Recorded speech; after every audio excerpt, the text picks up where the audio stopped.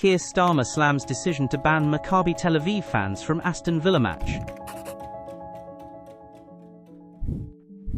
Safety Advisory Group banned Maccabi Tel Aviv supporters from the Europa League match at Villa Park after police cited past incidents. Prime Minister Keir Starmer called the ban wrong, saying police must protect all fans. Opposition leaders also condemned the move. Villa confirmed no away fans may attend the November 6 tie.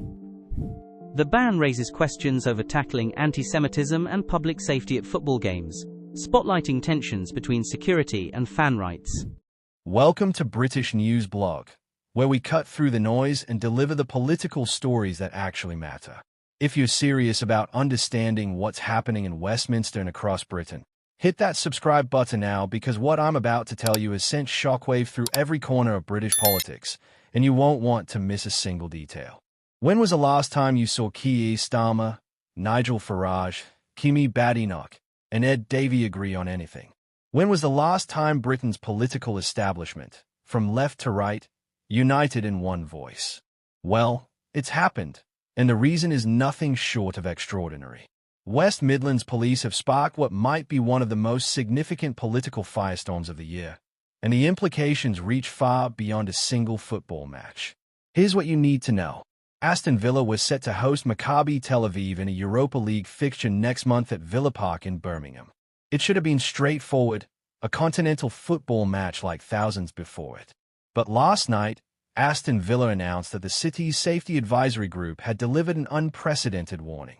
Fans of the Israeli club, Maccabi Tel Aviv, would not be permitted to attend the match. You heard that correctly. In 2025 Britain, supporters of a football club have been banned from watching their team play, and West Midlands Police backed the decision entirely, citing public safety grounds and labeling the match high risk.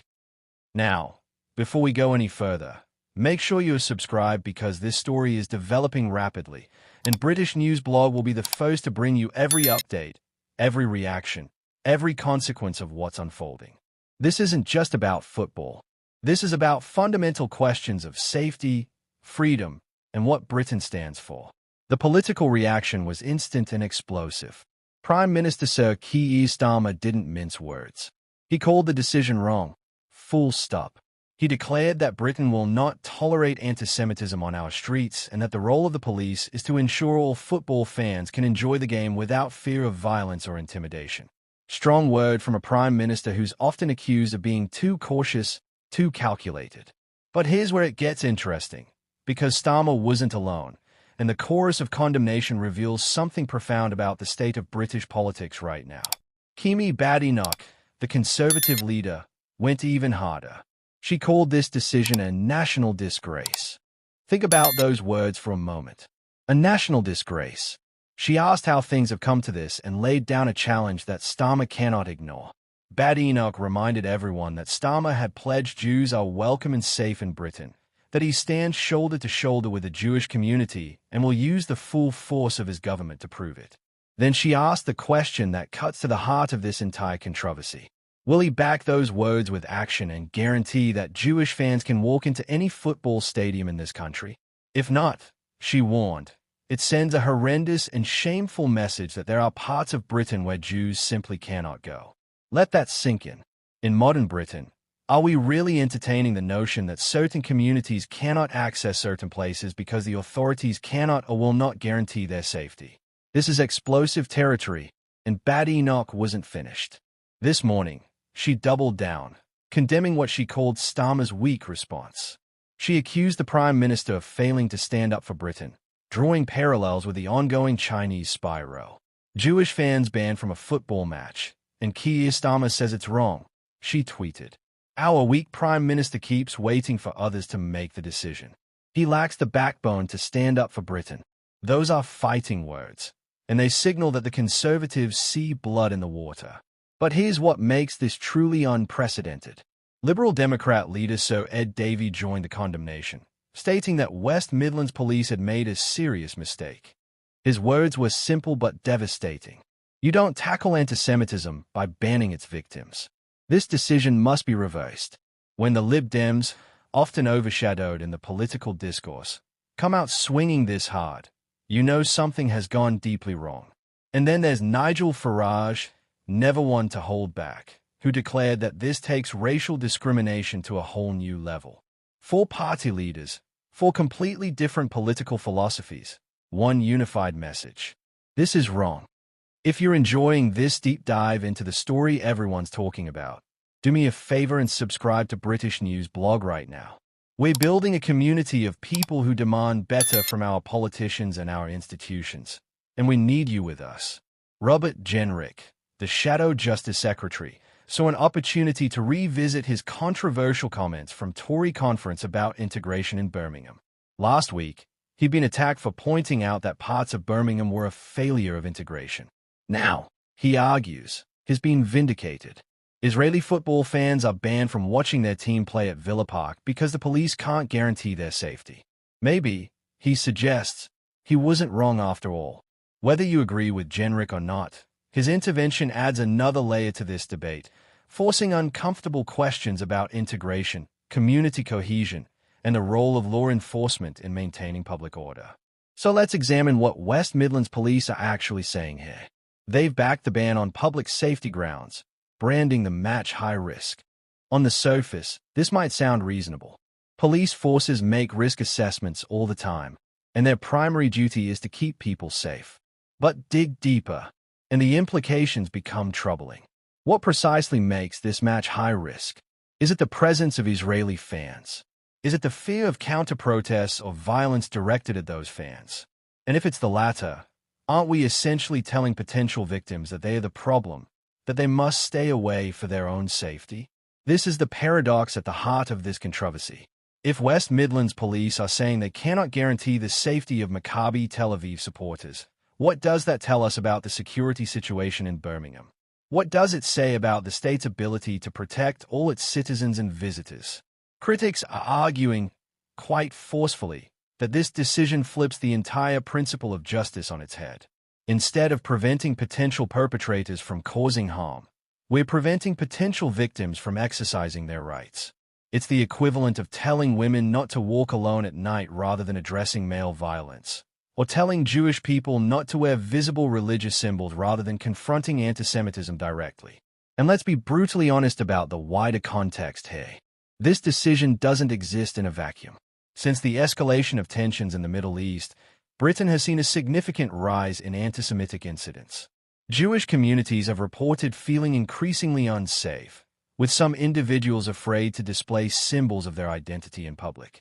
At the same time, there have been large-scale protests in cities across Britain, some of which have featured inflammatory rhetoric and, in isolated cases, anti-Semitic messaging. The police have faced intense scrutiny over how they've handled these protests, with accusations that they've been too lenient on hate speech and intimidation. Into this charged atmosphere comes the decision to ban Israeli football fans from attending a match in Birmingham.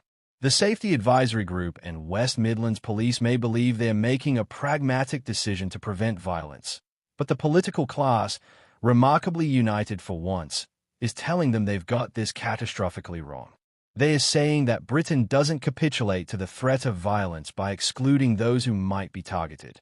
We confront the violence, we protect the vulnerable, and we uphold the principle that everyone, regardless of their nationality or religion, has the right to attend a football match without fear. Now, here's where this gets even more complicated. Stay with me because you'll want to hear this. And if you haven't subscribed yet, now's the time.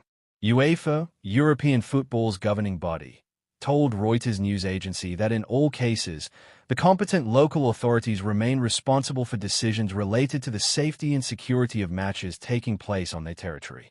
That's UEFA essentially washing their hands of this, saying it's not their problem. They are putting the responsibility squarely on the shoulders of British authorities, and those authorities are now facing a firestorm of criticism from every major political leader in the country. What happens next? That's the question everyone's asking. Can this decision be reversed? Will it be reversed?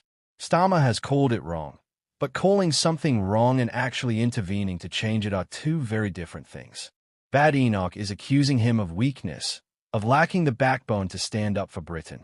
That's politically lethal language, and it puts enormous pressure on the Prime Minister to act, not just speak.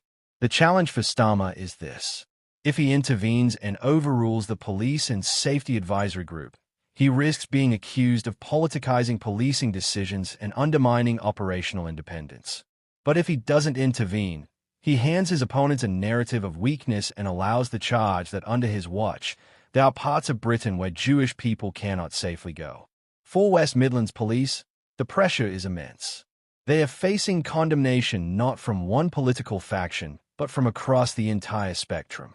They are being accused of implementing what amounts to racial or religious discrimination in the name of public safety. Their credibility is on the line, and the question is whether they'll stand by their decision or find a way to walk it back.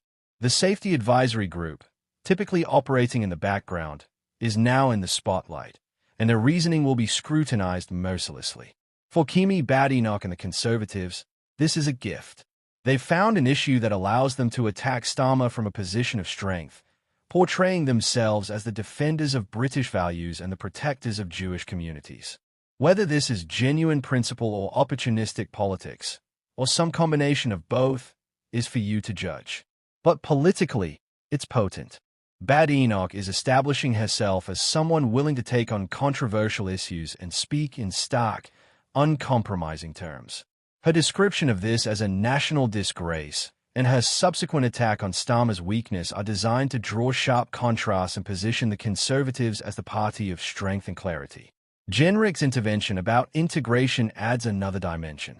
Is suggesting that this incident proves his earlier, controversial warnings about parts of Birmingham. That's divisive language, and it will deepen the debate about multiculturalism, integration, and community cohesion in Britain. These are uncomfortable conversations, but they are increasingly unavoidable. When football fans are banned from attending a match because authorities fear they cannot be kept safe, something has gone seriously wrong, and we need to confront the underlying causes honestly and without flinching. For the Jewish community in Britain, this must be deeply alarming. If the message being sent is that Israeli football fans cannot safely attend a match in Birmingham, what does that say about the security and welcome extended to Jewish people more broadly? The political leaders are right to call this out, but words must be followed by action. Jewish communities need to see concrete steps to ensure their safety, to confront antisemitism wherever it appears, and to make absolutely clear that Britain remains a place where people of all backgrounds can live without fear. Here's the broader question this raises, and it's one we need to grapple with as a nation. Are we prepared to accept that certain events or locations are simply too risky for certain groups to attend? Are we willing to normalize the idea that potential victims should modify their behavior rather than society confronting and stopping potential perpetrators? If we go down that road, where does it end? Do we ban LGBT events from certain areas because of threats? Do we tell women they shouldn't attend certain venues? Do we create unofficial no-go zones for different communities based on who might threaten them? That's the slippery slope, and it's why this decision about a football match has become a defining moment. Britain has always prided itself, perhaps not always justifiably but certainly aspirationally, on being a place of tolerance, openness, and the rule of law. The principle is simple. You should be able to go about your lawful business without fear of violence, and if someone threatens that, the state intervenes to protect you, not to exclude you. West Midlands Police, in their attempt to manage risk, may have inadvertently violated that principle, and the political backlash reflects just how fundamental that principle is to British identity. The coming days will be crucial. Will the decision be reversed?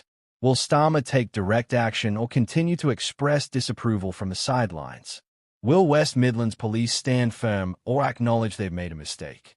Will this become a catalyst for a broader conversation about antisemitism, integration, and public safety in modern Britain? These are the questions British News Blog will be tracking relentlessly, and you need to be subscribed to stay ahead of every development. What's clear is that this story has touched a nerve. Its united political enemies sparked furious debate and forced Britain to confront some uncomfortable truths about the state of our society. Whether you agree with the police decision or condemn it, whether you think this is about legitimate safety concerns or capitulation to intimidation, this matters. It matters to Jewish communities who want to feel safe and welcome. It matters to anyone who believes in freedom of movement and the right to attend public events without fee. And it matters to our national conversation about who we are and what we stand for. This is British News Blog, and we're not afraid to tackle the stories that matter, to ask the difficult questions, and to hold power to account. If you value that kind of journalism, if you want to be part of a community that demands better, hit subscribe right now. This story is far from over, and you won't want to miss what happens next. We'll be here, breaking it all down, cutting through the spin, and giving you the truth. The political establishment has united in condemnation, but unity in words means nothing without unity in action. Let's see who has the courage to follow through. Stay informed, stay engaged, and we'll see you in the next one.